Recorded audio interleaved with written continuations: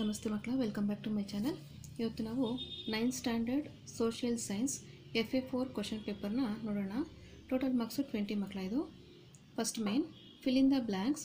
First one, the Indian red cross society established dash. Second one, the famous book of Adam Smith is dash.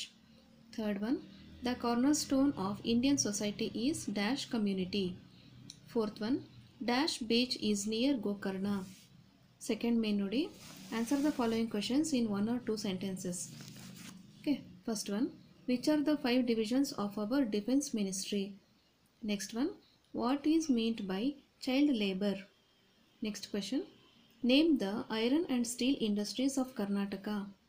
Next one, name the important waterfalls of Karnataka. Next heading nodi makla, third main, answer the following questions in 4 or 5 sentences each. First one nodi, list the advantages of divisions of labor. Or adadru baribodu makla, illa idanadru baribodu. Identify the unique features of tribal communities. Yadadru ondukke ನೀವು answer ಮಾಡಬೇಕು. ಓಕೆನಾ?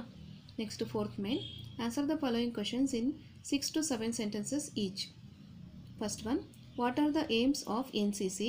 What are the facilities available to NCC cadet? Or and ಅಥವಾ ಇದಾದರೂ ಬರಿಬೋದು ಅಥವಾ ಇದಾದರೂ ಬರಿಬೋದು. Explain the structure of the Indian Army. Next main ನೋಡಿ, answer the following questions in 8 to 9 sentences each. First one, identify the differences between disguised employment and seasonal unemployment. Disguised unemployment and seasonal unemployment. Or what are the advantages of tourism? ಎರಡರಲ್ಲಿ ಒಂದಕ್ಕೆ answer ಬರೀಬೇಕು ಮಕ್ಕಳ. Next ಹೇಳಿ ನೋಡಿ, draw the outline map of Karnataka and locate the places given below.